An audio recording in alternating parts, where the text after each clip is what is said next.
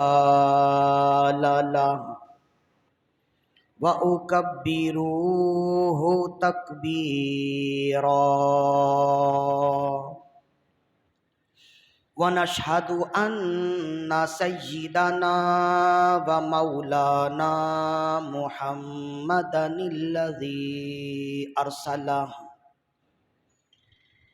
الذي أرسله إلى الخلق كافة بشيرا ونذيرا وداعيا إلى الله بإذنه وسراجا منيرا وعلى آله وصحبه وسلم تسليما كثيرا كثيرا أما بعد فأعوذ بالله من الشيطان الرجيم بسم الله الرحمن الرحيم فأما إن كان من المقربين فروح وريحان وجنة نعيم صدق الله مولانا العظيم وصدق رسوله النبي الكريم الأمين ونحن على ذلك لمن الشاهدين والشاكرين والحمد لله رب العالمين ببركة إن الله وملائكته يصلون على النبي يا أيها الذين آمنوا صلوا عليه وسلموا تسليما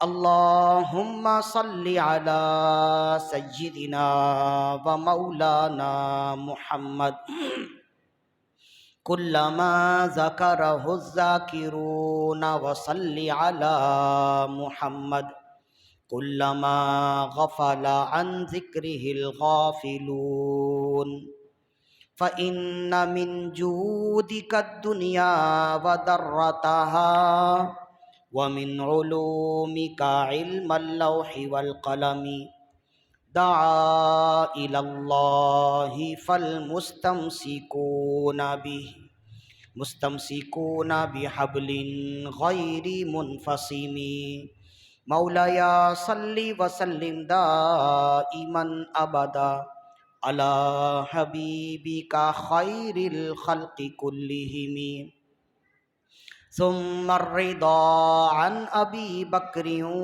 وعن عمر وعن علي وعن عثمان ذي الكرم يا ربي بالمصطفى بلغ مقاصدنا واغفر لنا ما مضى يا واسع الكرم مولاي صل وسلم دائما أبدا على حبیبک خیر الخلق کلہم۔ حمد و صلات کے بعد تمام تعریف، تمام محاسن و مکارم و محامد اسی ذوالجلال والاکرام کے لیے ہے جس نے لفظ کن سے کائنات کی تخلیق فرمائی۔ تمام زبانوں کی حمد و ثنا صرف اور صرف اسی ذوالجلال والاکرام کے لیے ہے جس نے دنیا میں انسانوں کو پیدا فرمایا اور انسانوں کی ضروریات زندگی کی تمام اشیاء کو مہیا، مسجع، مرصع، مرقع فرمایا۔ تمام تر تعریفات، تمام تر حمد و ثنا صرف اور صرف اسی رب قدیر کے لیے ہے جس نے انسانیت کی رشت و ہدایت کے لیے انبیاء کرام علیہم الصلاۃ والسلام کو مبعوث فرمایا کہ وہ نفوس قدسیہ کاملہ دنیا میں آ کر اللہ کی وحدانیت اور اپنی رسالت لوگوں تک پہنچاتے رہے۔ کروڑ ہا کروڑ صلاۃ و تسلیم ہو حضور سرور انبیاء، حبیب کبریا، شفیع روز جزا، علیہ تحیت و ثنا کی بارگاہ میں کہ آپ تمام انبیاء کرام علیہ الصلاۃ والسلام کے آخر میں تشریف لائے اور آپ نے آ کر تمام بنی نوع انسان کو اخوت و بھائی چارگی، ملنساری، اخلاق، بردباری، اعلیٰ ظرفی، اعلیٰ کردار کا درس و پیغام دیا۔ قبل اس کے کہ گفتگو کا آغاز کیا جائے، ایک مرتبہ اپنے آقا و مولا صلی اللہ علیہ وسلم کی بارگاہ میں بلند آواز سے درود و سلام کے نذرانے پیش کیجیے۔ اللہم صلی علی سیدنا و مولانا محمد معدن الجود والکرم وعلی آلہ و اصحابہ وبارک وسلم صلاۃ و سلاما علیک یا رسول اللہ صلی اللہ علیہ وآلہ وسلم۔ آج کی شب، جس شب میں ہم موجود ہیں، اسے شب براءت، لیلۃ البراءت، لیلۃ النجات، اس طرح کے ناموں سے موسوم کیا جاتا ہے۔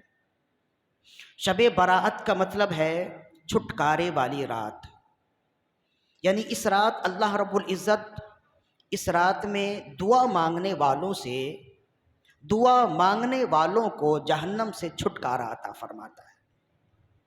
اور اس رات کی عظمت اور برکت کے لیے اتنا ہی کافی ہے کہ قرآن مجید میں اللہ تعالیٰ نے ارشاد فرمایا فیہا یفرق کل امر حکیم، اس رات ہر حکمت والے کام بانٹ دیے جاتے ہیں۔ اس رات میں جو شخص بندگی کرتا ہے اللہ تعالیٰ اس کی بندگی اپنی بارگاہ میں قبول فرماتا ہے، جو شخص دعائیں کرتا ہے اللہ رب العزت اس کی دعائیں قبول فرماتا ہے۔ ایک تو یہ والی آیت ہے جو سورہ دخان کی آیت ہے، جس میں اللہ تعالیٰ نے اس رات کی فضیلت بیان کی۔ اقوال ہوتے ہیں، ہر آیت کے بارے میں مختلف اقوال ہوتے ہیں کہ کسی کے نزدیک اس آیت کا یہ معنی ہوتا ہے، کسی کے نزدیک اس آیت کا یہ معنی ہوتا ہے۔ جیسے کہ ہم بھی گفتگو کے دوران یہ بسا اوقات ہم کہہ دیتے ہیں کہ اس کی 4 تفسیر ہے، اس کی 5 تفسیر ہے، علماء کرام نے اس پر 12 اقوال پیش کیے ہیں۔ تو یہ ہر آیت سے متعلق، اکثر و بیشتر آیات سے متعلق صوفیاء کرام یا مفسرین اعظام کے اقوال ہوتے ہیں۔ انہی اقوال میں سے ایک قول یہ بھی ہے کہ سورہ دخان کی آیت جس میں اللہ نے فرمایا فیہا یفرق کل امر حکیم، اس رات ہر عظمت والا کام بانٹ دیا جاتا ہے۔ تو اس رات سے مراد کون سی رات ہے؟ تو صوفیاء کرام اور مفسرین اعظام نے ارشاد فرمایا، جس میں اور بھی اقوال ہیں، فرمایا اس سے مراد شب براءت ہے، یہی رات ہے۔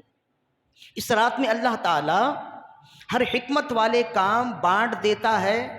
اور ایک آیت یہ ہے، اور پھر اس آیت کے بعد نبی صلی اللہ علیہ وسلم کے اقوال بھی موجود ہیں، آپ کا طریقہ بھی موجود ہے۔ صحاح ستہ میں، یعنی وہ کتاب جو 6 کتابیں ہیں جنہیں کہتے ہیں صحاح ستہ، یعنی وہ احادیث کی کتاب جس میں مستند احادیث موجود ہیں، پوری امت جس کے اتفاق، جس کے استناد پر، جس کی قوت پر متفق ہے، اسے کہتے ہیں صحاح ستہ۔ صحاح ستہ میں بھی مختلف کتابوں میں شب برات کی فضیلت سے متعلق گفتگو موجود ہے۔ ابن ماجہ کی حدیث موجود ہے، امام ترمذی کی حدیث موجود ہے۔ ابن ماجہ کی حدیث تو بہت ہی مشہور ہے، جو مولا علی رضی اللہ عنہ سے ہے کہ مولا علی رضی اللہ عنہ فرماتے ہیں کہ قال رسول اللہ صلی اللہ علیہ وسلم، رسول اللہ صلی اللہ علیہ وسلم نے ارشاد فرمایا کہ اذا کانت لیلۃ النصف من شعبان فقوموا لیلہا وصوموا نہارہا فإن اللہ عز وجل ينزل لغروب الشمس الى سماء الدنیا فیقول هل من مستغفر لی فاغفر له هل من مسترزق فارزقه هل من مبتلا فاعافیہ هل من کذا حتی یطلع الفجر۔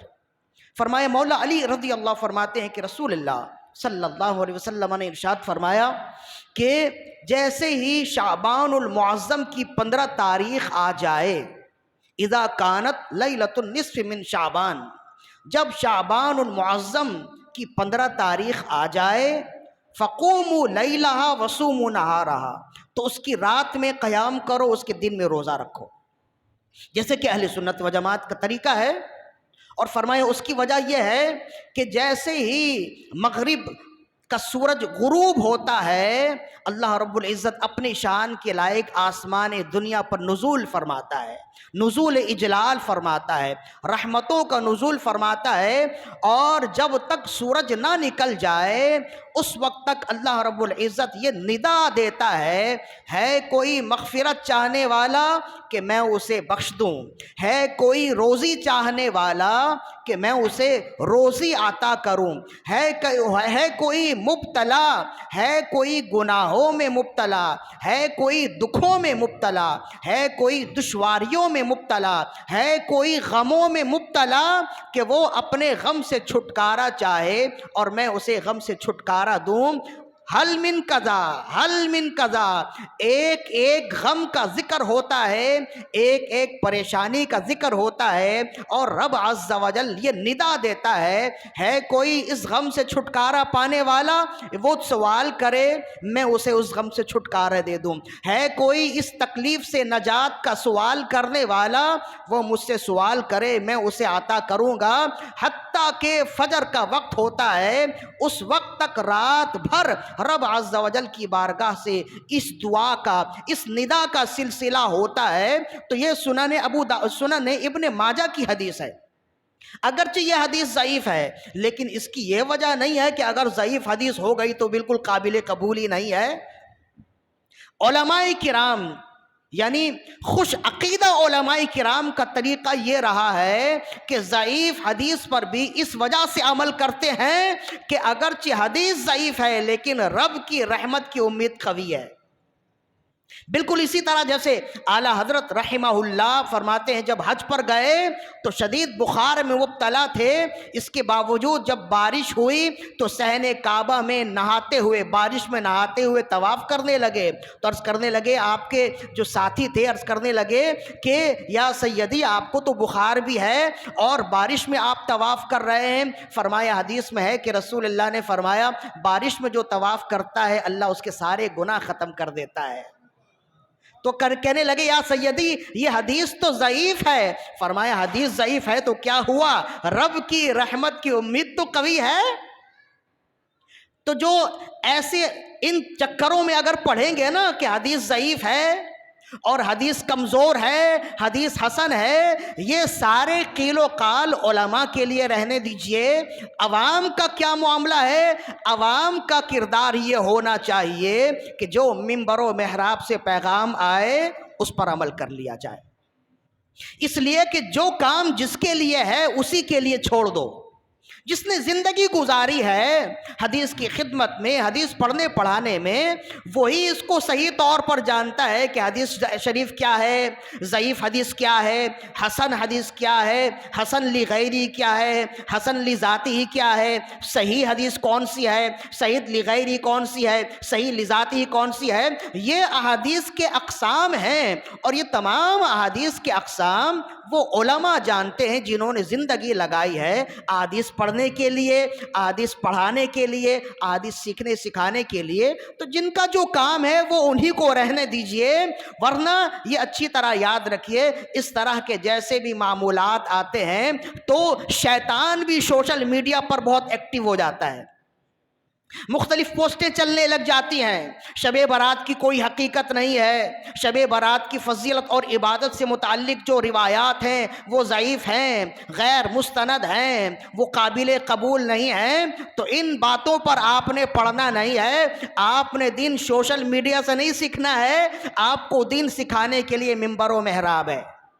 منبر و محراب سے جو دین سیکھیں گے نا وہ براہ راست آپ کے دلوں پر جائے گا، ورنہ سوشل میڈیا سے اگر دین سیکھیں گے تو پھر آدھے تیتر اور آدھے بٹیر کی طرح ہو جائیں گے، نہ ادھر کے رہیں گے نہ ادھر کے رہیں گے۔ تو سوشل میڈیا سے دین سیکھنا نہیں ہے، دین سیکھنے کے لیے اللہ نے ہمیں مسجد عطا کی ہے، منبر و محراب عطا کیے ہیں، اور منبر و محراب کے وارثین ابھی موجود ہیں۔ جب منبر و محراب کے وارثین موجود ہیں تو ہمیں کیا غرض ہے کہ ہم ہم سوشل میڈیا سے 2-3 منٹ کے لیے دین سیکھیں، جب ہمارے پاس پورا دین کا ضابطہ موجود ہے، دین سیکھنے کے ذرائع موجود ہیں؟ لہذا یہ اپنا ایمان رکھیے، عقیدہ رکھیے اور تسلی رکھیے کہ اس رات میں آپ جو عبادت کر رہے ہیں عین قرآن و سنت کے مطابق ہے، اور جو اختلاف کرنے والے ہیں وہ ہم نے پہلے بھی بیان کیا، اختلاف ہر زمانے میں ہوتا رہا ہے اور ہر کام میں اختلاف موجود ہے، ہر کام میں۔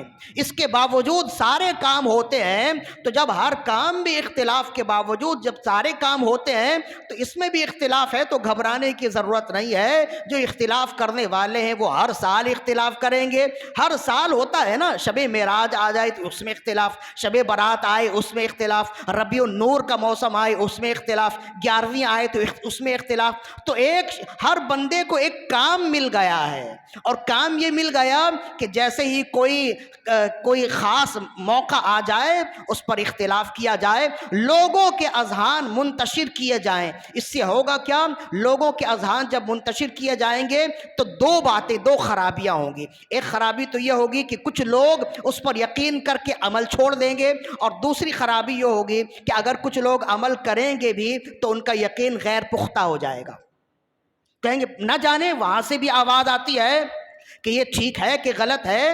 تو ان چیزوں پر پڑھنا نہیں ہے، جو آواز منبر و محراب سے علماء اہل سنت کی طرف سے آئے وہی حق کی آواز ہے، اس کے علاوہ اور کسی دوسری آواز کی طرف بڑھنا نہیں ہے۔ اس لیے کہ ہمارے پاس قرآن مجید کی آیات بھی موجود ہیں، احادیث بھی موجود ہیں، شب براءت کی فضیلت سے متعلق صحیح حدیث بھی موجود ہے، حسن حدیث بھی موجود ہے، اور ضعیف احادیث بھی موجود ہیں۔ اگر بفرض محال صحیح حدیث نہ ہو، حسن حدیث نہ ہو، ضعیف حدیث ہی ہو، تب بھی ضعیف حدیث فضیلت کے باب میں معتبر ہوتی ہے۔ یہ علماء کا یہ فیصلہ ہے، محدثین علماء کا فیصلہ ہے۔ ضعیف حدیث ایسی نہیں ہے کہ حدیث اگر ضعیف ہو گئی تو اس کو بالکل سے چھوڑ دیا جائے، ایسا نہیں ہے۔ ضعیف حدیث کا حکم یہ ہے کہ ضعیف حدیث حلال اور حرام کے باب میں کارآمد نہیں ہے، یعنی ضعیف حدیث سے کوئی حلال ثابت نہیں کر سکتے، کوئی حرام ثابت نہیں کر سکتے، لیکن جہاں فضیلت کی بات آئے تو ضعیف حدیث سے فضیلت ثابت کی جا سکتی ہے۔ یہ علماء کرام نے، علماء کرام میں کون؟ امام سیوطی ہیں، ابن کثیر ہیں، ابن جوزی ہیں، امام نووی ہیں، یہ چوٹی کے ائمہ ہیں۔ انہوں نے یہ ضابطہ دیا ہے، یہ قاعدہ دیا ہے کہ ضعیف احادیث ایسا نہیں کہ اس کو بالکل رد کر دیا جائے، خدا نخواستہ مردود کر دیا جائے۔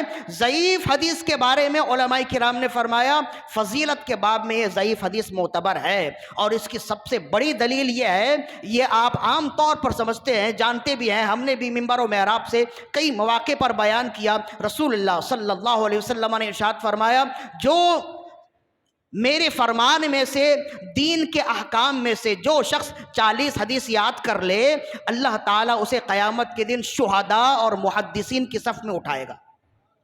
40 حدیث جو یاد کر لے۔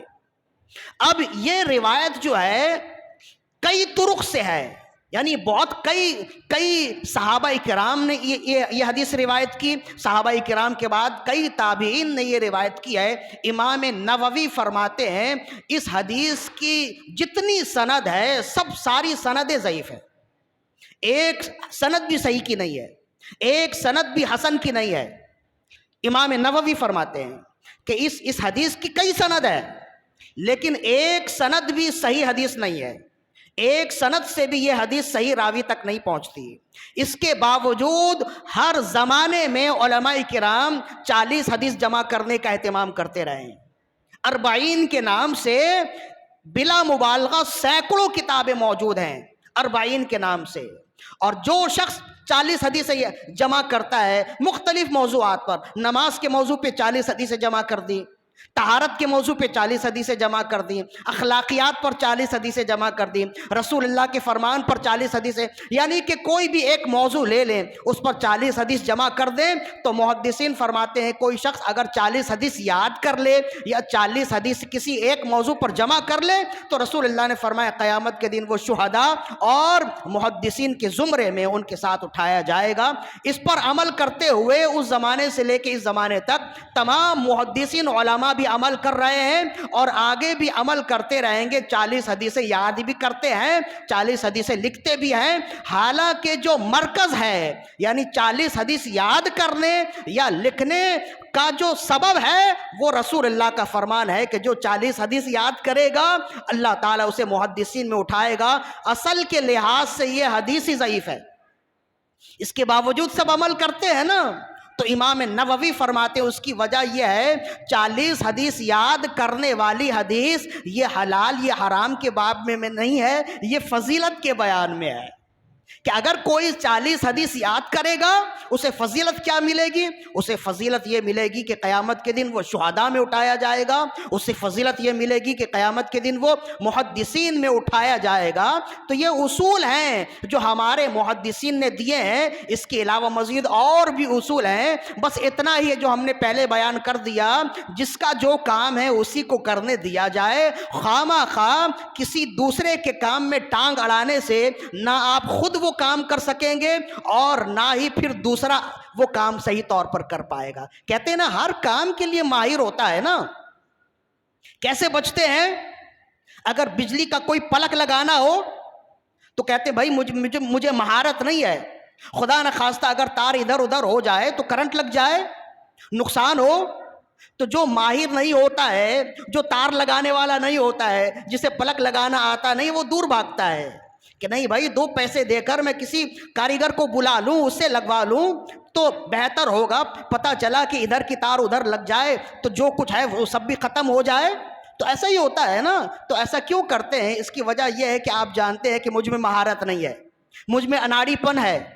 اگر میں 2 پیسے بچانے کے چکر میں اگر کسی کو دوسرے کو نہ بلاؤں اور خود کام کرنے لگ جاؤں, ہو سکتا ہے کہ مزید اور کام خراب بھی ہو جائے اور ہو سکتا ہے کہ مجھے خود کو بھی نقصان ہو جائے, اور ایسا ہو بھی جاتا ہے. تو یہ ساری عقل مندیاں جب دنیاوی معمولات میں آتی ہیں تو دین کے معمولات میں بھی عقل مندی آنی چاہیے. دین کے معمولات میں بھی جو بھی اٹھتا ہے وہ شریعت کے حوالے سے, قرآن کے حوالے سے, حدیث کے حوالے سے 2 باتیں بیان کر دیتا ہے, چٹکلے چھوڑ دیتا ہے اور لوگ اسی کو آگے فارورڈ کر رہے ہوتے ہیں. تو دیکھیں کہ مستند عالم کون ہے, اسی کی بات سنیں. دلچسپی کے لیے بھی کسی کی بات نہ سنیں, ورنہ آپ اگر کسی کی بات سنیں, یہ سوشل میڈیا کا یہ طریقہ ہے, 10 سیکنڈ آپ کسی کی بات سن لیں گے تو اس کی بات وائرل ہو جائے گی, پھر وہ مزید 10 بندوں تک وہ بات جاتی ہے. کسی کی بات آپ تو فقط یوں ہی دلچسپی کے لیے سنیں گے نا, کسی کی بات رک کر آپ نے کسی کی ویڈیو آپ نے 10 سیکنڈ اگر دیکھ لی, مزید 10 بندوں تک وہ وائرل ہو جائے گی, مزید 10 بندوں تک وہ غلط بات پہنچ جائے گی اور اس کے لیے بھی ایک سبب بن جائے گا کہ اس کی بات وائرل ہو رہی ہے. تو ان باتوں سے ہم نے بچنا ہے. ہم نے کرنا کیا ہے؟ علماء اہل سنت نے جو ہمیں پیغام دیا ہے انہی باتوں پر عمل کرنا ہے, یہی راہ نجات ہے. عجیب بات نہیں ہے کہ لوگ اس شب میں غفلت میں بھی ہوتے ہیں, پٹاخے بھی پھوڑ رہے ہوتے ہیں, آتش بازیاں بھی کر رہے ہوتے ہیں. کوئی ایسا ہوتا ہے جو ان باتوں پر انکار کرے؟ سوشل میڈیا پر آپ دیکھیں, شب برات کی حقیقت کوئی نہیں ہے, شب برات میں جاگنے کی حقیقت کوئی نہیں ہے, شب برات میں عبادت کی حقیقت کوئی نہیں ہے. سوشل میڈیا بھرا پڑا ہے ان تمام تر پوسٹوں سے, لیکن شب برات میں آتش بازی نہیں کرنی چاہیے, شب برات میں غفلت نہیں کرنی چاہیے. یہ ساری پوسٹیں کیوں نہیں چلتی؟ مطلب یہ ہے کہ شیطان اصل میں عبادت سے روکنا چاہتا ہے اور غافل ہی کرنا چاہتا ہے. اگر وہ غفلت سے روکنا چاہتا, اگر اس کے مزاج میں اصلاح کی بات ہوتی تو وہ آتش بازی سے بھی روکنے کے لیے اپنا کردار ادا کرتا, اپنا عمل کرتا.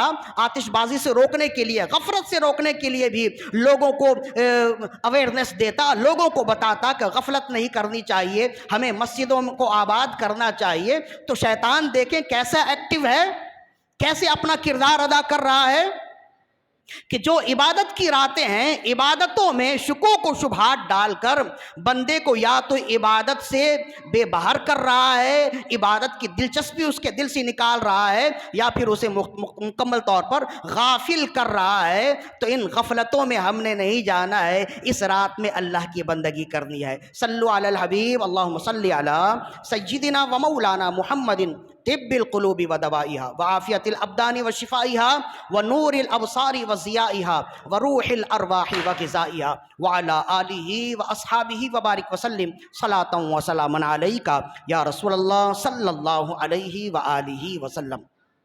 امام خویری نے لکھا، حضرت انس بن مالک رضی اللہ عنہ اس حدیث کے راوی ہیں۔ حضرت انس بن مالک رضی اللہ عنہ فرماتے ہیں کہ رسول اللہ صلی اللہ علیہ وسلم نے ارشاد فرمایا، اللہ عز و جل کا ایک فرشتہ ہے کہ اس کا ایک ہاتھ مشرق میں ہے، دوسرا ہاتھ مغرب میں ہے، اور اس کا سر اللہ کے عرش سے لگتا ہے۔ اتنا بڑا فرشتہ ہے، اتنی بڑی مخلوق ہے، اور اس کے دونوں قدم 7 زمین کے اندر ہیں، نیچے ہیں۔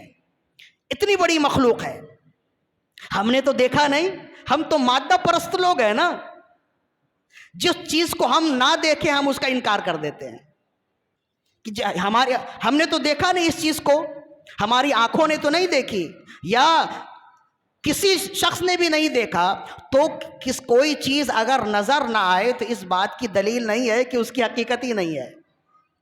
دنیا کی کتنی چیزیں ہیں جو آپ نے دیکھی ہیں، جتنی چیزیں آپ نے دیکھی ہیں اس سے کئی ہزار لاکھ وہ چیزیں ہیں جنہیں آپ کی آنکھوں نے اب تک نہیں دیکھی، لیکن اس کے باوجود آپ اس کا یقین رکھتے ہیں، آپ اس پر ایمان رکھتے ہیں۔ ہر شخص یہ ایمان رکھتا ہے نا، کرامن کاتبین آپ کے ساتھ ہیں، آج تک نظر آئے کرامن کاتبین؟ قرآن مجید کی آیت ہے نا، کرامن کاتبین یعلمون ما تفعلون، یہ مقرب، یہ لکھنے والے ہیں، یہ فرشتے ہیں، یہ تمہارے ساتھ ہوتے ہیں۔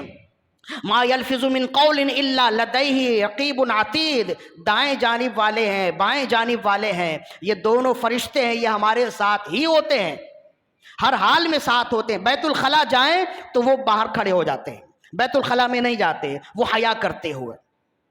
تو وہ کرامن کاتبین تو ہمارے ساتھ ہی ہوتے ہیں نا، لیکن آج تک نظر آئے؟ نہیں نظر آئے۔ تو آپ انکار کر دیں کہ کرامن کاتبین چونکہ ہم نے کبھی دیکھا نہیں انہیں تو ہم انکار کر دیں، تو یہ تو بے وقوفی ہوگی نا۔ صرف 2 فرشتے ہی نہیں ہیں، ایک روایت کے مطابق 700 فرشتے ایک مسلمان کے ساتھ ہوتے ہیں۔ وَهُوَ الْقَاهِرُ فَوْقَ عِبَادِهِ وَيُرْسِلُ عَلَيْكُمْ حَفَظًا، یہ قرآن مجید کی آیت ہے۔ اسی کے تحت مفسرین نے لکھا، اللہ تعالیٰ اہل ایمان کی حفاظت کے لیے ایک مسلمان کے ساتھ 700 فرشتوں کو رکھتا ہے، ورنہ شیطان اسے اچک لیں، جنات اسے اچک لیں۔ اللہ تعالیٰ فرشتوں کی حفاظت میں مسلمانوں کو رکھتا ہے۔ ایک اور بھی حدیث ہے، رسول اللہ نے فرمایا، ہر مومن کی پیشانی پر ایک فرشتہ ہوتا ہے، اس کا کام ہی ہوتا ہے درود و سلام رسول اللہ کی بارگاہ تک پہنچانا۔ کبھی یہ فرشتے نظر آئے تو آپ انکار کر دیں گے اس کا؟ چلے فرشتوں کی بات رہنے دیجئے، جنات ہمارے ساتھی ہوتے ہیں، کبھی نظر آئے تو کیا آپ انکار کر دیں گے؟ اِنَّهُ يَرَاكُمْ هُوَ وَقَبِيلُهُ مِنْ حَيْثُ لَا تَرَوْنَهُمْ، قرآن مجید کہتا ہے کہ یہ جنات تمہیں وہاں سے دیکھتے ہیں جہاں سے تم نہیں دیکھ سکتے، تمہارے ساتھی ہوتے ہیں، یہاں پہ بھی موجود ہیں، لیکن وہ ہمیں دیکھ رہے ہیں، ہم انہیں دیکھ نہیں سکتے۔ تو کیا ہم انہیں دیکھتے نہیں تو ہم ان کا انکار کر دیں؟ چلو فرشتوں کو رہنے دیجئے، جنات کو رہنے دیجئے، ہو سکتا ہے کہ آپ کہیں کہ یہ تو غیر مرئی مخلوق ہیں، ہم انہیں کیا دیکھیں گے؟ یاجوج ماجوج اسی زمین میں ہیں، اور اس زمین میں انسانوں کی جتنی تعداد ہے اس سے 700 گنا بڑی تعداد ان کی ہے۔ یاجوج ماجوج وہ انسان ہی ہے، اسی زمین میں ہے، اتنی بڑی تعداد میں انسان۔ اور آج دنیا نے بڑی ترقی کی، نہ کوئی صحرا چھوڑا، نہ سمندر کی گہرائی چھوڑی، نہ کوئی پہاڑی علاقہ چھوڑے، اس کے باوجود آج تک کوئی شخص یاجوج ماجوج تک نہیں پہنچ سکا۔ قرآن مجید میں 2 جگہ ان کا ذکر ہے، یاجوج ماجوج کا۔ اتنی بڑی تعداد ہے کہ ایسا نہیں کہ 1-2 کی تعداد ہے کہ اتنی بڑی زمین میں ادھر ادھر چھپ چھپا جائیں تو نظر نہ آئے، نہ دیکھے جائیں۔ اتنی بڑی تعداد، انسانوں سے بڑی تعداد ہے۔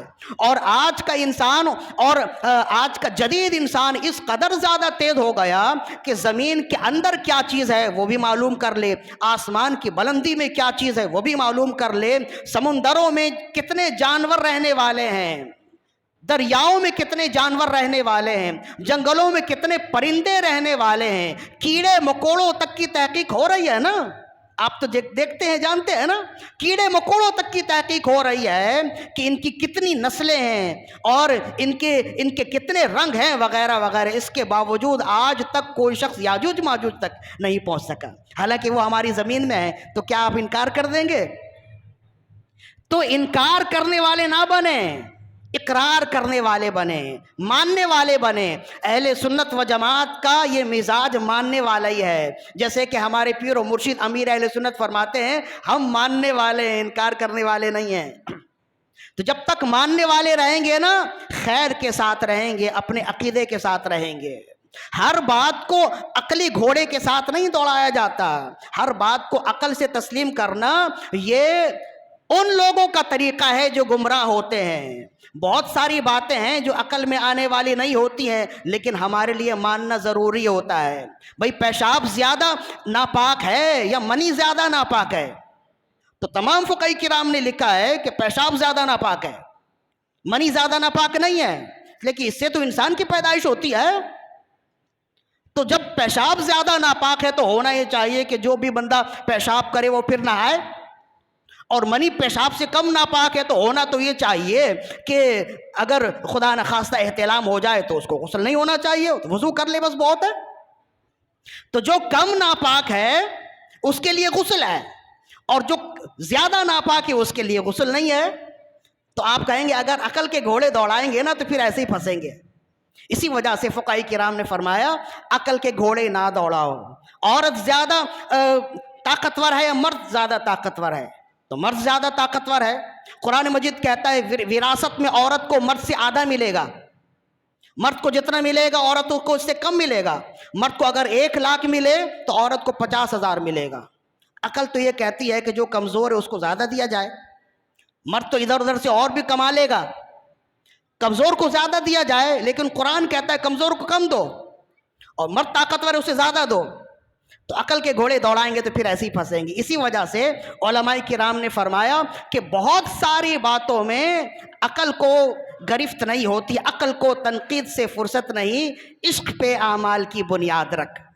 تو حضرت انس بن مالک رضی اللہ عنہ فرماتے ہیں کہ رسول اللہ صلی اللہ علیہ وسلم نے ارشاد فرمایا ایک فرشتہ ہے جس کا سر اللہ کے عرش پر لگتا ہے، اور اس کا ایک ہاتھ مشرق میں ہے، دوسرا ہاتھ مغرب میں ہے، اور اس کے دونوں قدم تحت الثری میں ہیں. یہ تو رسول اللہ صلی اللہ علیہ وسلم نے جبریل امین کے بارے میں بھی صحیح حدیث میں آتا ہے. رسول اللہ نے فرمایا رأیت جبریل وَلَهُ 600 جناح، میں نے جبریل امین کو دیکھا، ان کے 600 پر تھے.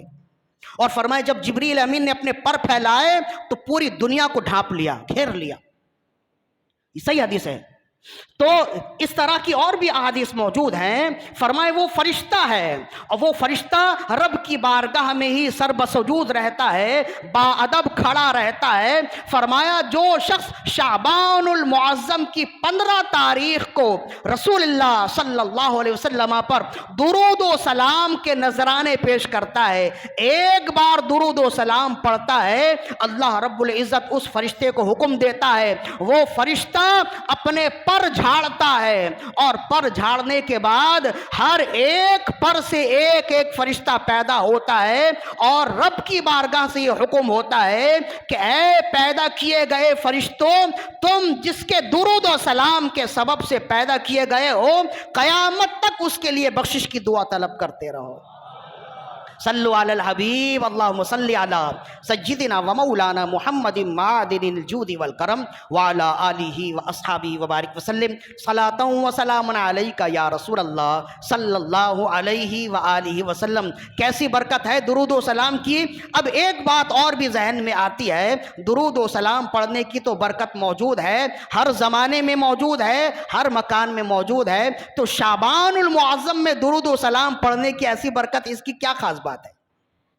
تو یہ بھی اچھی طرح یاد رکھیے کہ عبادت ہر جگہ عبادت ہی ہے، لیکن زمان اور مکان کی تبدیلی سے عبادت کے مراتب میں بلندی آ جاتی ہے، عبادت کے ثواب میں بلندی آ جاتی ہے. بالکل یوں سمجھ لیجئے کہ ایک رکعت نماز آپ اس مسجد میں پڑھیں تو ایک ہی رکعت کا ثواب ملے، لیکن یہی ایک رکعت نماز آپ بیت اللہ کے صحن میں پڑھیں تو 1,00,000 نماز کا ثواب ملے گا. رب بھی وہی ہے معبود بھی وہی ہے، عابد بھی وہی ہے، عبادت بھی وہی ہے، عبادت بھی وہی ہے، معبود بھی وہی ہے، عابد بھی وہی ہے۔ تو ایسا کیا ہے کہ یہاں پڑھے تو 1 رکعت ہے، وہاں پڑھے تو 1,00,000 ہے؟ تو کہیں گے سب کچھ وہی ہے، لیکن جگہ بدل گئی۔ جب جگہ بدل گئی تو عبادت کے درجات بھی بدل گئے۔ مسجد میں پڑھے تو 1 رکعت کا ثواب، لیکن وہی 1 رکعت صحن کعبہ میں پڑھے تو 1,00,000 کا ثواب ملتا ہے۔ تو مکان کے بدلنے سے، جگہ کے بدلنے سے عبادات کے درجات بلند ہو جاتے ہیں، عبادات اور عبادتوں میں ثواب کے درجات بلند ہو جاتے ہیں۔ اسی طرح زمانے کے لحاظ سے بھی، زمانے کے بدلنے سے بھی عبادتوں میں فرق آ جاتا ہے۔ مثال کے طور پر 1 رکعت نماز آپ ابھی پڑھیں تو آپ کو 1 رکعت کا ثواب ملے گا۔ یہی 1 رکعت نماز آپ 15 دن کے بعد ماہ رمضان میں پڑھیں تو رسول اللہ نے فرمایا ماہ رمضان میں جو 1 رکعت نفل پڑھتا ہے 1 فرض کا ثواب ملتا ہے، اور جو 1 رکعت فرض پڑھے تو اسے 70 فرضوں کا ثواب ملتا ہے۔ ایک روایت میں 100 فرضوں کا ثواب ملتا ہے۔ تو ایسا کیا ہوا؟ معبود بھی وہی ہے، عبادت بھی وہی ہے، عابد بھی وہی ہے۔ تو کہتے ہیں کہ وہاں جب مکان بدلے تو عبادات کے درجات بدل جاتے ہیں، اور یہاں مکان تو نہیں بدلا، ہم ادھر ہی ہیں۔ 15 دن کے بعد اسی جگہ ہم یہی فرض نماز پڑھیں گے، ابھی پڑھے تو 1 رکعت کا ثواب، 15 دن کے بعد ماہ رمضان میں پڑھے تو 100 رکعت کا ثواب ملے گا۔ جگہ بھی تو وہی ہے نا۔ تو ہم کہیں گے جگہ تو نہیں بدلی لیکن زمانہ بدل گیا۔ تو بعض اوقات ہوتا یہ ہے کہ مکان بدلنے سے عبادات کے درجات بلند ہو جاتے ہیں، بدل جاتے ہیں، اور بعض مقامات پر مکان کے بدلنے سے تو نہیں، زمانے کے بدلنے سے عبادات کے درجات بلند ہو جاتے ہیں۔ تو یہاں شعبان المعظم میں آپ پورے سال درود و سلام کے نذرانے پیش کریں، اس کی بڑی برکتیں ہیں، لیکن شعبان المعظم کے مہینے میں خاص فضیلت رسول اللہ صلی اللہ علیہ وسلم نے ارشاد فرمائی۔ اس کی وجہ کیا ہے؟ اس کی وجہ امام قسطلانی رحمہ اللہ بیان کرتے ہیں کہ عام دنوں میں درود و سلام پڑھیں تب بھی آپ کو فضیلت ملے گی، لیکن شعبان المعظم میں اگر آپ درود و سلام پڑھیں تو آپ کو اس کی فضیلت زیادہ ملے گی۔ امام قسطلانی فرماتے ہیں اس کی وجہ یہ ہے کہ آیت درود شعبان المعظم کے مہینے میں اتری ہے۔ آیت درود، ان اللہ وملائکتہ یصلون علی النبی یا ایھا الذین آمنوا صلوا علیہ وسلموا تسلیما اللہم صل علی سیدنا ومولانا محمد معدن الجود والکرم وعلی آلہ واصحابہ وبارک وسلم صلاۃ وسلاما علیک یا رسول اللہ صلی اللہ علیہ وآلہ وسلم۔ تو آیت درود، یہ آیت جو ہے نا یہ اتری ہے شعبان المعظم کے مہینے میں۔ چونکہ آیت درود کو نسبت شعبان المعظم کے مہینے سے ہے، اس وجہ سے شعبان المعظم کے مہینے میں اگر درود و سلام کے نذرانے پیش کیے جائیں تو اس کی برکتیں اور مہینوں کے مقابلے میں زیادہ ہوتی ہیں۔ صلو علی الحبیب اللہم صلی علی سیدنا و مولانا محمد معدن الجود والکرم وعلی آلہ واصحابہ وبارک وسلم صلاۃ و سلاما علیک یا رسول اللہ صلی اللہ علیہ وآلہ وسلم۔ اسی وجہ سے امام حسن رحمہ اللہ فرماتے ہیں، اور اسے روایت کیا طاؤس الکیسان نے، یہ تابعین میں سے ہیں، محدثین کے امام ہیں، امام طاؤس الکیسان روایت کرتے ہیں، فرماتے ہیں کہ امام حسن مجتبی، امام حسین کے بھائی، مولا علی رضی اللہ عنہ کے بیٹے، امام حسن مجتبی سے طاؤس الکیسان نے پوچھا کہ یا سیدی، شعبان المعظم کے مہینے کی کوئی خاص عبادت بھی ہے جو آپ کے گھرانے سے چلی آ رہی ہو؟ ہم تو انہیں ماننے والے ہیں، ہم نے زندگی بھر انہی کا کھایا ہے اور انہی کے گاتے ہیں، اور جو یہ عمل ہمیں بتائیں ہم آنکھیں بند کیے کان بند کیے اس پر عمل کرتے ہیں، اور ہمیں اتنا یقین ہے کہ انہوں نے جو بتایا ہے وہ حق ہی بتایا ہے بس۔ طاؤس الکیسان فرماتے ہیں کہ حضرت امام حسن المجتبا رضی اللہ عنہ سے انہوں نے پوچھا یا سیدی شعبان المعظم کی نصف شعبان المعظم یعنی 15 تاریخ کی کوئی خاص عبادت آپ کے گھرانے سے چلی آ رہی ہے، آپ اس شب کو کیسے گزارتے ہیں؟ تو حضرت امام حسن رضی اللہ عنہ فرماتے ہیں، صاحب امام سخاوی نے القول البدیع میں اس کو لکھا اور امام نبہانی نے بھی لکھا ہے سعادت الدارین میں۔ تو حضرت امام حسن مجتبی رضی اللہ عنہ فرمایا کہ میں جیسے ہی شعبان المعظم کی 15 تاریخ آتی ہے تو اس کا اہتمام ایسے کرتا ہوں کہ پوری رات کے 3 حصے کر لیتا ہوں، پوری رات کے 3 حصے کرتا ہوں۔ فرمایا پہلے حصے میں میں آقائے نامدار محمد الرسول اللہ صلی اللہ علیہ وسلم پر درود و سلام کی کثرت کرتا ہوں۔ کیوں؟ اس لیے کہ اللہ تعالیٰ کا فرمان ہے ان اللہ وملائکتہ یصلون علی النبی، بے شک اللہ اور اس کے فرشتے محمد صلی اللہ علیہ وسلم پر، نبی صلی اللہ علیہ وسلم پر درود و سلام پڑھتے ہیں۔ یا ایھا الذین آمنوا صلوا علیہ وسلموا تسلیما، اے ایمان والو تم بھی خوب درود و سلام پڑھو۔ تو حسن مجتبی فرماتے ہیں کہ چونکہ اللہ کا فرمان یہ ہے تو اللہ کے فرمان پر عمل کرتے ہوئے رات کے پہلے حصے میں میں درود و سلام کی کثرت کرتا ہوں۔ جب وہ حصہ ختم ہو جائے، جب دوسرا حصہ آ جائے تو پھر میں استغفار کی کثرت کرتا ہوں، اس لیے کہ اللہ تعالیٰ نے پھر ارشاد فرمایا کہ استغفروا ربکم انہ کان غفارا، لوگوں تمہارا رب بہت بخشنے والا مہربان ہے، اپنے رب سے گناہوں سے توبہ مانگو۔ لہذا جب رب نے فرمایا ہے کہ اپنے رب سے گناہوں سے توبہ طلب کرو، لہذا رب کے فرمان پر عمل کرتے ہوئے دوسرے حصے میں استغفار کی کثرت کرتا ہوں۔ فرمایا جب 2 حصے ختم ہو جائیں اور رات کا آخری حصہ بچ جائے تو فرمایا پھر میں کثرت درود و سلام کے بعد کثرت قیام اور سجود کرتا ہوں، یعنی وہ آخری حصہ میں نمازوں میں گزارتا ہوں، اس لیے کہ رب نے فرمایا ہے کہ وسجد وقترب، سجدہ کرو اور میرے قریب ہو جاؤ۔ یہ آیت سجدہ ہے، آپ نے بھی سن لیا ہے، بیان کے بعد ایک سجدہ کر لیجئے گا، آیت سجدہ سننے کے بعد سجدہ کرنا واجب ہوتا ہے۔ تو فرمایا قرآن مجید پر عمل کرتے ہوئے میں یہی کرتا ہوں، یہ 3 عمل کرتا ہوں، یعنی جیسے ہی شب برات آ جائے اس شب کے 3 حصے کرتا ہوں۔ پہلے حصے میں درود و سلام کی کثرت کرتا، دوسرے حصے میں استغفار کی کثرت کرتا۔ استغفار کا مطلب یہ نہیں ہوتا ہے کہ فقط استغفر اللہ پڑھ لینا، اردو میں بھی اگر آپ چاہیں یا اللہ میرے گناہ بخش دے یہ بھی کہا جا سکتا ہے، ورنہ اگر چاہیں تو استغفر اللہ بھی اگر کہہ دیں تو یہ بھی استغفار ہی ہے، اور اس کا معنی یہ ہوتا ہے یا اللہ میری خطائیں بخش دے، میرے گناہ معاف کر دے۔ فرمایا کہ دوسرے حصے میں استغفار کی کثرت کرتا ہوں اور تیسرے حصے میں عبادت کی کثرت کرتا ہوں۔ تو کہتے ہیں طاؤس الکیسان فرماتے ہیں کہ یا سیدی یہ آپ کا اپنا طریقہ ہے یا آپ کے خاندان سے چلا؟ فرمایا کہ یہ ہمارے خاندان سے چلنے والا طریقہ ہے۔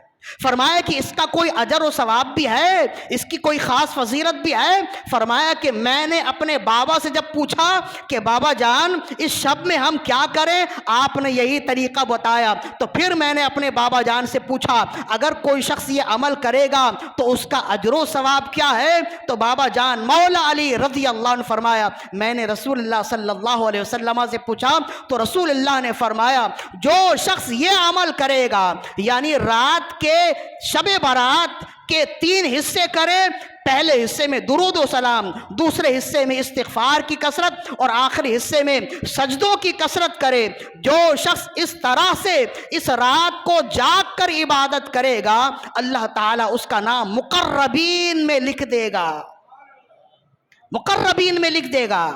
تو پھر طاؤس الکیسان فرماتے یہ مقربین کون؟ فرمایا جن کا ذکر قرآن مجید میں سورہ واقعہ میں ہے۔ اللہ نے فرمایا فَأَمَّا إِن كَانَ مِنَ الْمُقَرَّبِينَ فَرَوْحٌ وَرَيْحَانٌ وَجَنَّةُ نَعِيمٍ، جہاں تک مقربین ہیں تو اللہ تعالیٰ مقربین کو انعام یہ دے گا فَرَوْحٌ وَرَيْحَانٌ وَجَنَّةُ نَعِيمٍ، وہ راحتوں میں ہوں گے، خوشبوؤں میں ہوں گے اور نعمتوں کے باغات میں ہوں گے۔ فرمائے یہ جو ذکر ہے نا یہ مقربین کا ذکر ہے، اور مقربین وہ لوگ ہوں گے جو اس شب اس طرح سے گزارتے ہیں۔ طاؤس الکیسان فرماتے ہیں مقربین کے بارے میں، عطا الخراسانی سے پوچھا، دیگر محدثین سے پوچھا تو فرمایا مقربین وہ لوگ ہوتے ہیں کہ وہ دنیا سے بعد میں جاتے ہیں، جنت پہلے انہیں دکھا دی جاتی ہے، یہ مقربین ہوتے ہیں۔ اور دوسری روایت جو امام مظہری کی ہے، جب ان سے پوچھا مقربین کون لوگ ہوتے ہیں، فروح و ریحان، وہ خوشبوؤں میں ہوں گے، راحتوں میں ہوں گے، اس کی کیا صورت ہے؟ فرمائے جو مقربین ہوتے ہیں موت کے وقت فرشتہ جنت کی ایک ٹہنی توڑ کر اس بندے کے پاس لاتا ہے، اس ٹہنی میں ایک گلاب کا پھول لگا ہوتا ہے، اور وہ فرشتہ اس کے پاس آ کر وہ پھول سونگھاتا ہے، اس کی خوشبو ایسی مسحور کن ہوتی ہے کہ روح خود بخود اس پھول کے ساتھ اللہ کی بارگاہ میں پہنچ جاتی ہے۔ فرمایا یہ مقربین ہیں، اور اتنا بڑا مقام و مرتبہ پانے والے لوگ ہیں۔ اب یہ مقربین کس صف میں شامل ہوں گے، اور مقربین کا مقام و مرتبہ کس کو ملے گا؟ امام حسن فرماتے اس شب جو اس طرح سے عبادت کرنے والا ہوگا اسے یہ مقام و مرتبہ ملے گا۔ لہذا یہ تو امام حسن المجتبی رضی اللہ عنہ نے ہمیں بتا دیا، جب ان کا فرمان ہمیں مل گیا تو ہمیں ادھر ادھر اور جانے کی ضرورت نہیں ہے، ہمیں ادھر ادھر اور کسی کی بات سننے کی ضرورت نہیں ہے۔ یہ عبادت رب کو راضی کرنے والی، یہ رات رب کو راضی کرنے والی رات ہے، یہ رات عبادتوں والی رات ہے، درود و سلام کی کثرت کی رات ہے، استغفار کرنے کی رات ہے، عبادتوں کی رات ہے۔ تو ہم کیوں نہ غفلتوں سے اپنے آپ کو بیدار کریں، رب کی بندگی کریں، استغفار کریں، درود و سلام کی کثرت کریں، اور ہر وہ عمل کریں جس سے ہمارا رب راضی ہو جائے۔ اس لیے کہ یہ وہ رات ہے کہ اس رات میں رب کی برکتوں اور رب کی رحمتوں کی چھما چھم بارشیں ہو رہی ہوتی ہیں۔ وہ تو ہم دیکھ نہیں پاتے، جو ہم نے بتا دیا کہ اگر ہم دیکھتے نہیں تو اس بات کی دلیل نہیں ہے کہ ہم اس کا انکار کر دیں۔ جو رب کی رحمتوں کی بارش ہو رہی ہوتی ہے، جو دیکھنے والے ہیں وہ دیکھ لیتے ہیں، جنہیں معلوم نہیں تو وہ اندھے ہی رہ جاتے ہیں۔ لہذا اس رات کی بڑی فضیلت موجود ہے، اس رات کو جاگ کر گزاریے، عبادتوں میں گزاریے، اللہ کی بندگی میں گزاریے، غفلتوں میں نہ گزاریے، پٹاخوں میں نہ گزاریے، دیگر اور کاموں میں۔ بعض لوگوں کو شوق ہوتا ہے قبرستان گھومنے کا، قبرستان جانا، وہاں جا کر فاتحہ خوانی کرنا، یہ اچھا عمل ہے، لیکن قبرستانوں میں گھوم کر پوری رات ختم کر دینا یہ کوئی اچھا عمل نہیں ہے۔ کہ یہاں سے نکلے دوسرے قبرستان گئے، دوسرے سے تیسرے چلے گئے، تیسرے سے چوتھے چلے گئے، مطلب یہ رات تو آپ نے تفریح کی بنا دی نا۔ تو یہ رات تفریح والی نہیں ہے، یہ رات جاگنے والی رات ہے۔ اس رات میں عبادت کریں، کیا معلوم آئندہ سال ملے نہ ملے۔ جب اس رات رب کی برکتیں آ رہی ہیں تو کتنا غافل وہ شخص ہے، کتنا نامراد وہ شخص ہے کہ رب کی رحمتوں کی بارش ہو رہی ہے اور وہ غفلتوں میں ہے۔ کتنے ایسے لوگ تھے جو پچھلے سال اسی جگہ آپ کی جگہ بیٹھے تھے، آج قبروں میں ہیں۔ کتنے ایسے لوگ تھے، ہماری نظروں میں ان کے چہرے موجود ہیں، نام موجود ہیں، جو پچھلے سال یہاں موجود تھے، ہماری مسجد میں موجود تھے، آج ہمارے درمیان میں نہیں ہیں۔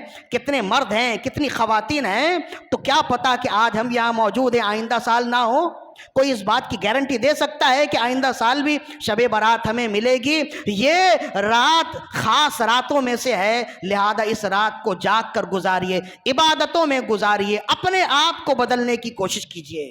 یہ جو ہم نے پہلے بھی کہا، اپنی زندگی سے یہ بے ترتیبی نکال دیجیے۔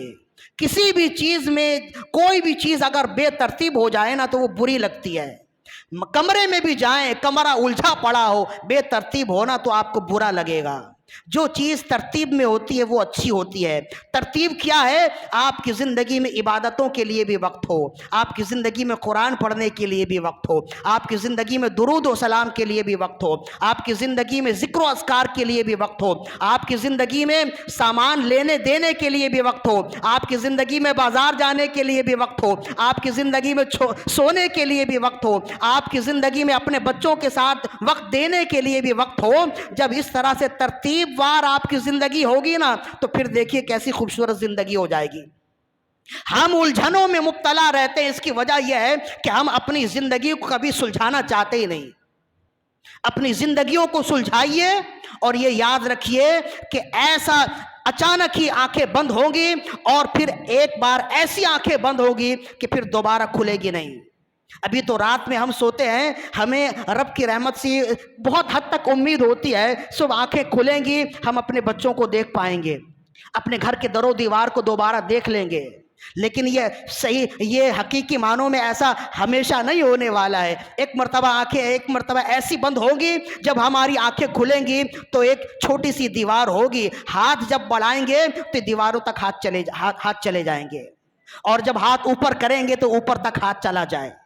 اتنی چھوٹی سی دیوار ہوگی، چھوٹا سا مکان ہوگا، اندھیری کمرے میں، اندھیری قبر میں جانا ہوگا۔ لہذا ایک مرتبہ آنکھ بند ہو جائے تو ضروری نہیں ہے کہ گھر والوں کے لیے ہی آنکھیں کھلے، ایسا بھی ممکن ہے کہ پھر قبر میں ہی آنکھ کھلے۔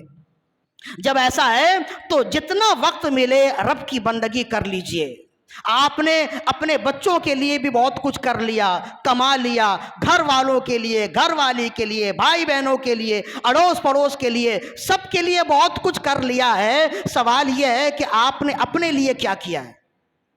آپ نے اپنے لیے، اپنی آخرت کے لیے بھی کچھ کیا ہے؟ یا آپ نے وہاں جانا نہیں ہے؟ یا رب کی بارگاہ میں آپ نے رب کی بارگاہ میں آپ نے کھڑا نہیں ہونا ہے؟ رب آپ سے پوچھے گا نہیں؟ کیا کوئی ایسا شخص ہے جو کہہ سکتا ہے رب مجھ سے سوال نہیں کرے گا؟ ہر شخص نے وہاں کھڑا ہونا ہے۔ قرآن مجید کی ایک نہیں درجنوں آیات ہیں کہ ہر شخص نے رب کی بارگاہ میں کھڑا ہونا ہے، اور رب سوال کرے گا کہ تم نے میرے لیے کیا کیا؟ تم نے اپنے لیے، اپنے بچوں کے لیے کیا ہے، لیکن اپنی آخرت کے لیے کیا کیا؟ رسول اللہ نے فرمایا قیامت کے دن سب سے برا شخص وہ ہوگا من اضر آخرتہ بدنیا غیرہ، جس نے دوسروں کی دنیا بناتے بناتے اپنی آخرت تباہ کی۔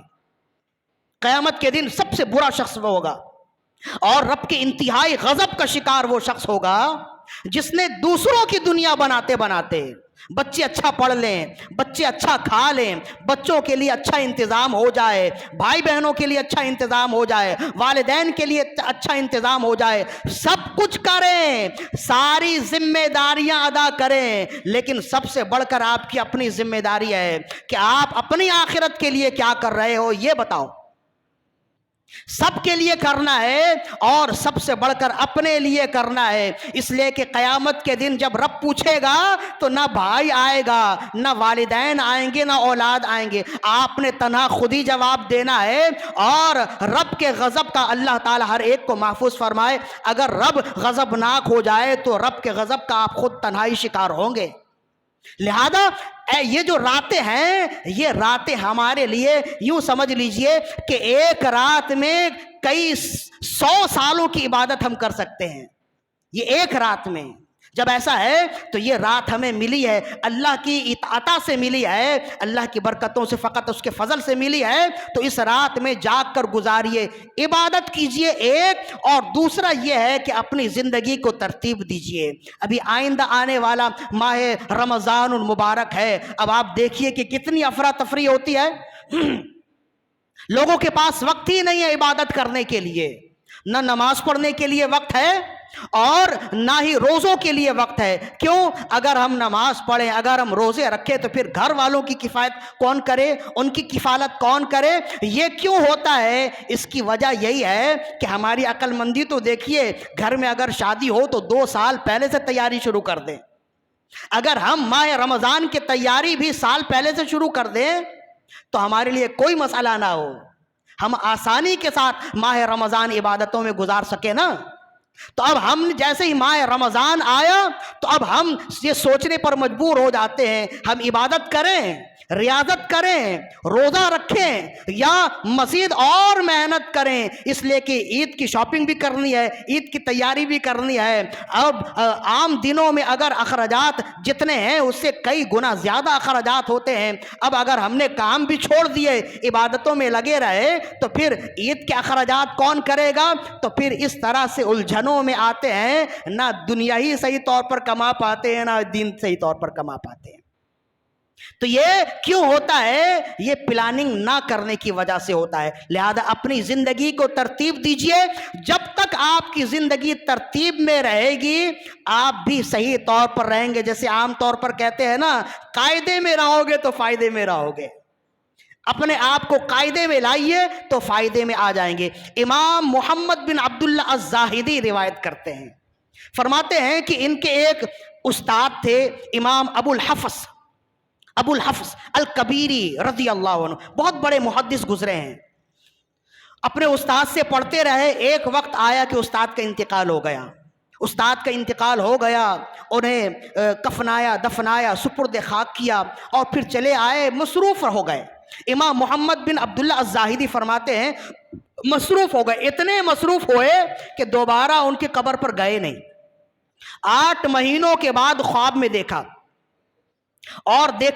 تو اپنے استاد کو سلام کیا، السلام علیکم یا سیدی، تو وہاں سے جواب نہیں ملا، غصے میں تھے، جواب نہیں ملا، تو عرض کرنے لگے یا سیدی سلام کا جواب دینا تو واجب ہے۔ فرمایا تم مجھ سے پڑھنے والے ہو یا میں تم سے پڑھنے والا ہوں؟ سلام کا جواب دینا واجب دنیا میں ہے، یہ قبر میں واجب نہیں ہے۔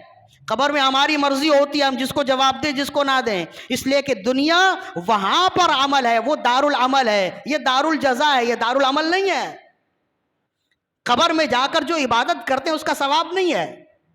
بہت سارے ایسے بھی ہیں نا جن کو دیکھا گیا قبر میں قرآن کی تلاوت کر رہے ہیں، تو اس میں ثواب نہیں ملتا ہے، بس اللہ نے ان کی مصروفیات رکھی ہے اور ان کی دلچسپی ہے۔ تو فرمایا کہ جواب دینا واجب دنیا میں ہے، قبر میں نہیں ہے۔ ہماری جس کی مرضی ہوتی ہے ہم جواب دیتے ہیں، جس کی مرضی نہیں ہوتی ہم جواب نہیں دیتے۔ تو وہ ڈر گئے کہ استاد جی تو آج بہت غصے میں ہیں، تو کہنے لگے، تو فرمایا کہ تم اتنے عرصے سے مجھے ملنے کیوں نہیں آئے؟ تو عرض کرنے لگے میں مصروف تھا، اپنی مصروفیات میں اتنا الجھا کہ ملاقات نہ ہو سکی۔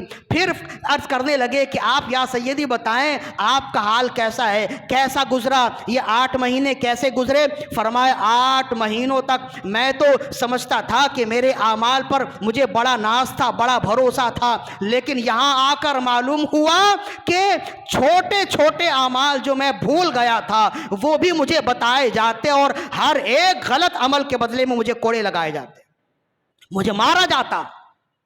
انسان بھول جاتا ہے، لیکن قرآن مجید اور پھر اللہ تعالیٰ نے فرمایا کہ تمہارے نامہ اعمال میں فَمَن يَعْمَلْ مِثْقَالَ ذَرَّةٍ خَيْرًا يَرَهُ، ایک ذرہ برابر بھی نیکی ہوگی وہ بھی تم دیکھو گے، اور ذرہ برابر اگر برائی ہوگی وہ بھی تم دیکھو گے۔ تو کہنے لگے کہ 8 مہینوں تک میرے ساتھ یہی سلسلہ ہوتا رہا، اور پھر جیسے ہی شعبان المعظم کا چاند نکلا اللہ کی بارگاہ سے فرشتوں کو یہ ندا آئی اور یہ کہا گیا کہ میرے فرشتوں اب اس بندے کو چھوڑ دو، اس لیے کہ یہ خطا وار تو تھا، گناہ گار تو تھا، لیکن اس کا عمل یہ تھا کہ شعبان المعظم کی 15 تاریخ جب آتی تھی تو اس تاریخ کا یہ اہتمام کرتا تھا، راتیں جاگ کر گزارتا تھا۔ تو میری رحمت پر یہ ایسا نہیں ہے کہ جو اس شب میں جاگ کر گزارے اب یہی مہینہ آ جائے تو میں اسے عذاب دوں، لہذا اس مہینے کے صدقے شعبان المعظم کی 15 تاریخ جاگنے کے صدقے میں اسے بخش دو۔ تو کہتے ہیں تب سے اللہ تعالیٰ نے مجھے بخش دیا ہے۔ تو کتنی بڑی فضیلت ہے اس رات کی، لہذا اس رات جاگ کر عبادت کیجئے، اللہ کی بندگی کیجئے اور اپنے آپ کو مضبوط کیجئے، اپنے آپ کو تیار کیجئے عبادتوں کے لیے۔ یہ شعبان المعظم کا مہینہ ہم نے پہلے بھی بتا دیا، قرآن مجید پڑھنے کا مہینہ ہے، درود و سلام پڑھنے کا مہینہ ہے، عبادتوں کا مہینہ ہے۔ اس کی کیا وجہ ہے؟ اس کی وجہ یہی ہے کہ صحابہ کرام رمضان کی تیاری شعبان سے شروع کر دیتے تھے، تو پھر ان کے لیے پریشانی نہیں ہوتی تھی۔ وہ شعبان کا روزہ رکھتے. خود رسول اللہ صلی اللہ علیہ وسلم کے بارے میں اسامہ بن زید فرماتے ہیں کہ رسول اللہ صلی اللہ علیہ وسلم بسا اوقات شعبان المعظم کے اتنے روزے رکھتے تھے کہ آپ روزے رکھتے رکھتے شعبان کے روزوں کو رمضان سے ملا دیتے تھے. اس کثرت سے روزہ رکھا کرتے تھے. اور قرآن مجید کی تلاوت صحابہ کرام کا طریقہ تھا. تو وہ یہ ایسا کیوں کرتے تھے؟ اس کی وجہ یہی ہے کہ یہی قرآن کی تلاوت اور یہی روزے ہم نے ماہ رمضان مبارک میں یہی خاص عبادت کرنی ہے نا. تو جب یہ خاص عبادت ہم اس کا آغاز شروع سے کر دیں گے، اس ماہ رمضان مبارک سے پہلے کر دیں گے، تو جیسے ہی چاند نظر آئے گا ہمارے لیے دشواری نہیں ہوگی. ورنہ ہم دیکھتے ہیں نا کہ جیسے ہی چاند نظر آ جائے تو شروع کا ایک ہفتہ بہت زیادہ ٹف گزرتا ہے. بھوکے رہنے کی عادت نہیں ہوتی ہے، قرآن پڑھنے کی عادت نہیں ہوتی ہے، عبادتوں کی عادت نہیں ہوتی ہے، تو بہت مشکل ہوتا ہے. پھر آہستہ آہستہ عادت ہو جاتی ہے نا. تو یہی عادت اگر شعبان سے لگ جائے تو پہلے رمضان سے ہی ہمارے لیے بہت ہی اچھا ہو جائے گا. پہلے رمضان سے ہی ہمارے لیے بہت ہی آسودگی ہو جائے گی، بہت ہی اچھا ماحول ہو جائے گا. بس میرا پیغام یہی ہے کہ اپنے آپ کو سدھارنے کی کوشش کیجئے. یہ جو ہم جس زمانے میں ہیں یہ بہت ہی افراتفری کا زمانہ ہے، اور لوگ بہت جلدی جلدی اس دنیا سے گزر رہے ہیں. پہلے کے لوگ، ہم تو پہلے سمجھتے تھے کہ 60-70 سال کی عمر ہو تبھی لوگ جاتے ہیں. ابھی تو 40-45 سال میں ہی لوگ اس دنیا سے جا رہے ہیں، اور ہم دیکھ بھی رہے ہیں. لہذا جلدی جلدی اللہ کی بندگی کیجئے. ایسا نہ ہو کہ جب آنکھیں کھلیں اور آپ قبر کی دہلیز میں پہنچ جائیں تو پھر سوچنے پر مجبور ہو جائیں اے کاش کہ ہم نے اپنے لیے بھی کچھ کر لیا ہوگا. اس دن کے پچھتاوے سے بہتر ہے کہ ابھی سے کام کر لیجئے. اللہ تعالیٰ سے دعا ہے کہ رب عز و جل ہماری آج کی حاضری اپنی بارگاہ میں قبول و مقبول فرمائے. وما علینا الا البلاغ المبین.